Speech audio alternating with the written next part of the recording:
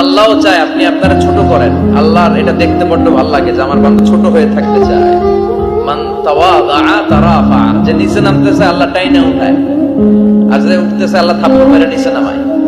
কথা কন।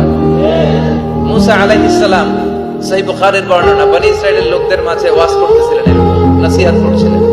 তো একজন দাঁড়িয়ে বলল, ইয়া নবী আল্লাহ মুসা, মান আ'লামুন নাস ফিল আরদ। হে মুসা নবী, জানতে বড় মনে চায় বর্তমান পৃথিবীর সবচেয়ে বড় জ্ঞানী কে? মুসা আলাইহিস সালাম কয় আমি। মুসা আলাইহিস সালাম কি বললেন? আনা। আসলে কথাটা ঠিক। আল্লাহ যখন যে নবীকে পৃথিবীতে পাঠায় তখন তাকে সবচেয়ে বেশি জ্ঞান দিয়ে পাঠায়, সেই হিসেবে ঠিকই উনি সবচেয়ে জ্ঞানী।